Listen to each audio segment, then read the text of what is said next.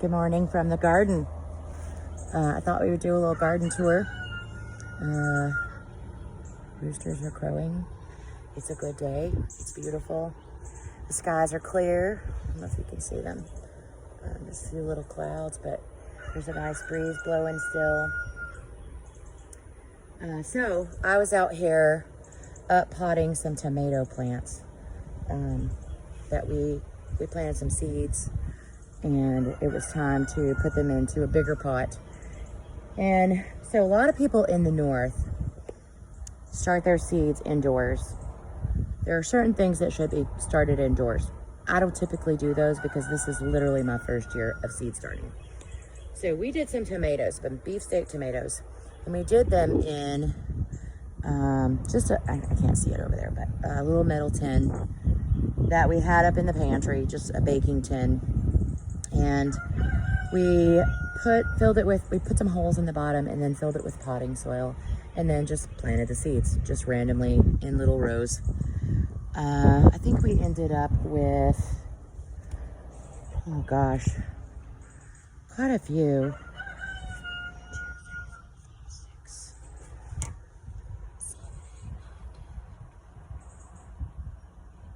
18 pots that we up potted, but some of them have 2 plants in them. They're very, very tiny. I'll get you one and show you. So I can't see, so forgive me. But this is how small they are. And we up potted them into these. So you can see there's 2 tomatoes in here. We'll see which one grows the best. And I will keep one and possibly discard the other. We'll see what happens. Again, this is our experiment for this year. Why are we doing tomatoes like this? Because we have 26 tomatoes planted in the ground. I bought plant starts because food security is real. And because it's my first year to do it, I did not want to mess up and have no tomatoes. So I went ahead and planted some plant starts, but I also had some seeds. So we decided to do the seeds. And see what we could do. Multiple plants will do well from seed starts. Again, it's my inexperience. So it's okay to start and not have any experience. By the way, it's okay to have some failures. So today's goal is to get this cypress blend mulch down in the garden where the weeds are growing. I stopped at a certain point. I ran out of bags and it's been a little hectic and chaotic here, so I haven't been able to finish it up, but in doing that I've ended up with much grass in the garden, which is okay. I can live with that. So I'm going to show you a few little things, but this is something that is pretty exciting. And I don't know if you can see that, but there's a little peach growing on the peach tree. Let me try it this way and see. I can't see what it looks like, so I can't tell if you can see it, but I still can't see very well with the glare. You know, I'm working with low-tech equipment.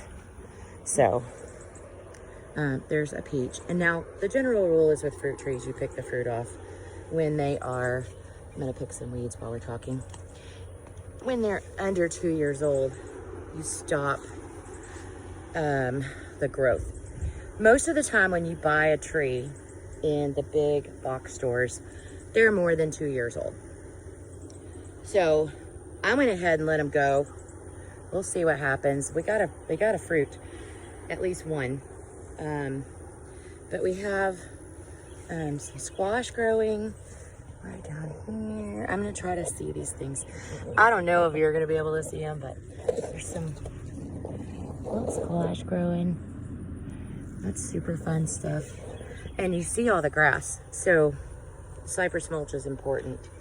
I'll show you that too, where I put down the cypress mulch. The amount of weeds that are present versus where I don't have it looks like this. So there's very little grass in here. So while we're here, Here's some little tomatoes that are starting to grow. Don't ask me where they are. I'm trying to find them, and I don't even know if right down here we have one that's turning. Yesterday, Chris ate our first tomato. He said it was delicious and had a ton of flavor. So this is our first year to use cattle panels in planting the tomatoes. We intended to do it last year and we just didn't get to it. So all back here is obviously, I don't know what kind of flowers these are, some kind of Texas sunflower. But I let them grow for a reason, and that is because they're pollinators. So they're naturally flowering, naturally growing weeds, and I just let them go. I'm not really winded. I know it may sound like it, but it's starting to get a little warm. I have a random little squash plant right here that doesn't have anything on it just yet, but I feel like it will. And I put it on this little trellis because my hope is that it will climb. I'm gonna practice that this year. It's not with the rest of the squash, it's kind of by itself. We've picked multiple peppers off already. I have peppers growing in the shade, which seem to be doing better right now. And so, you know, if you think about this, most often peppers like the heat, they like the sun, but when they're getting established, they sometimes struggle. So I wouldn't worry too much. I'd maybe kick them up some extra fertilizer or whatever to get them going. But overall, they do like the sun. So I encourage you to put them in the sun. But like I said, we have, hello kitty. But my cat friend is coming to join me. Mallory, she's my huntress. But we have over here, this is like all my sweet pepper row. And so there's, I think, 5 plants here. Various ones, some not jalapenos. I like jalapenos to a certain point. I think I picked all these off, but there's some tiny little buds growing in there that will put out some new peppers. Let's see. The herb part of the garden is doing really well. It's in this like shady zone. So right now it's sunny over here. So anything that requires what I would call filtered light, I've put under this big old pecan tree to try to give it the morning sun, but then not the heat of the day. So and again, it's full of grass, so don't be judgy. I'm growing food, and it takes some time.